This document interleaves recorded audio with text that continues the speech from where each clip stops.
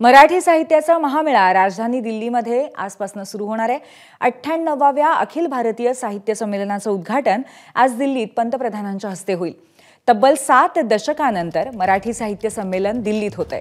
शरद पवार या संमेलनाचे स्वागताध्यक्ष तर मुख्यमंत्री प्रमुख पाहुणे आहेत। डॉक्टर तारा भवाळकर या संमेलनाच्या अध्यक्ष आहेत।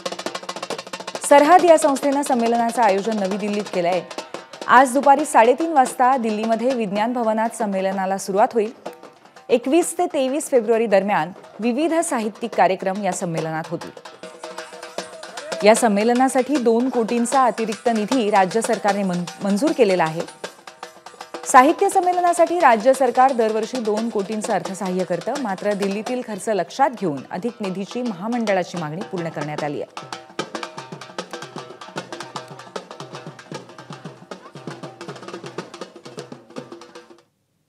आणि दिल्लीतल्या साहित्य संमेलनासाठीची ग्रंथदिंडी अवघ्या काही क्षणामध्ये सुरू होणार आहे।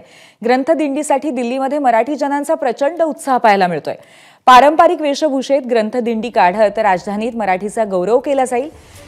ग्रंथदिंडी ही सुद्धा मराठी साहित्य संमेलनाची एक मोठी परंपरा आहे। याच्या माध्यमातून सर्वसामान्यांमध्ये अधिकाधिक जनजागृती केली जाते विविध ग्रंथांबद्दल आणि जास्तीत जास्त लोकांपर्यंत मराठी भाषा पोहोचावी, मराठी साहित्य पोहोचावं। मग ते जुनं साहित्य असेल किंवा नवीन जे आत्ताचे लेखक आहेत, कवी आहेत, त्यांचं साहित्य असेल ते पोहोचावं। तसंच मराठी साहित्यातले जे मानबिंदू आहेत त्यांना सुद्धा या दिंडीच्या माध्यमातून मानवंदना दिली जाते। आपण पाहतोय एक छोटासा रथ सुद्धा तयार करण्यात आलेला आहे। पारंपरिक वेशामध्ये दिल्लीतले सगळे मराठी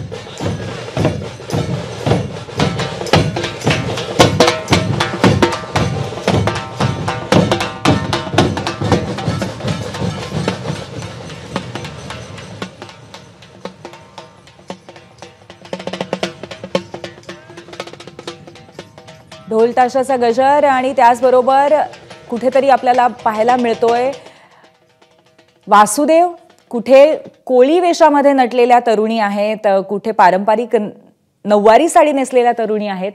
एकतारी हातामध्ये घेऊन कुठेतरी भागवत संप्रदायाचं सुद्धा इथे प्रतिनिधित्व केलं जातंय। एकंदरीतच अत्यंत प्रचंड उत्साह दिल्लीच्या रस्त्यावरती पाहायला मिळतोय आणि तो सुद्धा मराठी साहित्यासाठी।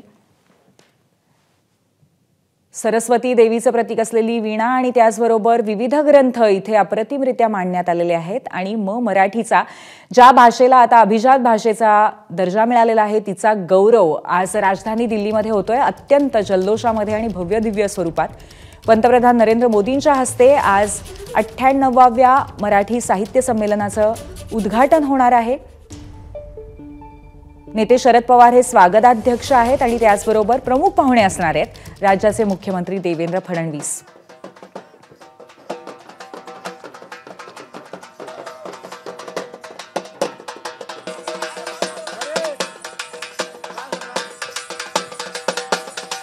महाराष्ट्रामध्ये एकत्र नांदणाऱ्या विविध पद्धतीच्या संस्कृती अगदी काही पावलांवरती आपली बोलीभाषा सातत्याने बदलत असते आणि त्यामुळे विविध पद्धतीच्या साहित्याला पण ती आकार देत असते आणि शिवाय वेशभूषा सुद्धा बदलत असते। त्यामध्ये थोडेफार फरक होत असतात आणि ते प्रत्येक बदल जे आहेत, जे वेगवेगळं वैविध्य आहे ते अत्यंत लोभस असं आहे आणि तेच आज कुठेतरी दिल्लीच्या रस्त्यांवरती उतरलेलं आहे।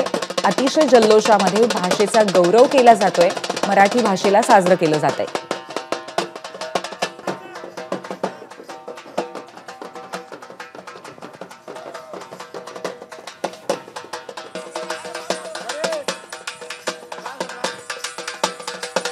ग्रंथदिंडी थोड्या वेळात सुरू होणार आहे। आपल्यासोबत आपली प्रतिनिधी भारती सहस्त्रबुद्धे आहे, ती थेट दिल्लीमध्ये पोहोचलेली आहे।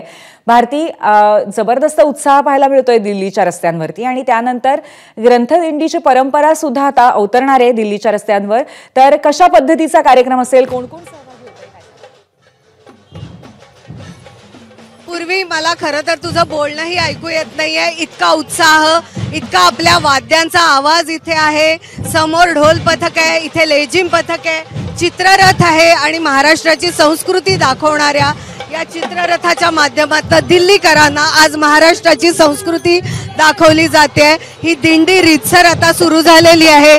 संमेलनाच्या अध्यक्षा तारा भवाळकर, माजी अध्यक्ष रवींद्र शोपणे हे सगळे इथे जुन्या संसद भवनाजवळ हजर झालेले आहेत. दिंडीला सुरुवात झालेली आहे. ही दिंडी इथून संसद भवनापासनं आता थेट जाणार आहे ती साहित्य संमेलनाचं जे स्थळ आहे त्या स्थळापर्यंत. आणि ही संकल्पनाच या दिंडीची अशी आहे की लोकशाहीचं जे मंदिर आहे संसद भवन जिथे आत्ता आम्ही आहोत त्या लोकशाहीच्या मंदिरापासून ही दिंडी साहित्याच्या मंदिरापर्यंत म्हणजे आजचं जे छत्रपती शिवाजी महाराज साहित्य नगरी आहे तिथपर्यंत जाणार आहे. त्यामुळे या सांस्कृतिक दिंडीने या ग्रंथ दिंडीने या साहित्य संमेलनाची सुरुवात झालेली आहे. आपण बघू शकतोय पूर्वी. वा वा, फारच सुंदर वर्णन केलंस भारती. आणि दृश्य पण तितकीच आहेत. खूप मोठ्या प्रमाणावरती लोक जमलेले दिसत आहेत. फक्त दिल्लीतलेच जन नाही तर मला असं वाटतं की भारतातनं सुद्धा अनेक ठिकाणहून अनेक लोक इथे सामील झालेले आहेत. एकंदरीत दिल्लीकरांचा उत्साह सुद्धा या संपूर्ण साहित्य संमेलनासाठी दांडगा दिसतोय. कशा पद्धतीने तयारी झालेली आहे हे सुद्धा जाणणं उत्सुकतेचं असेल. भारती, आम्ही तुझ्याकडनं या संदर्भातली अधिकाधिक माहिती घेतच राहणार आहोत. हा उत्साह आम्ही जाणून घेणार आहोत. तुर्तास धन्यवाद तू दिलेल्या माहितीबद्दल. एबीपी माझा, उघडा डोळे बघा नीट.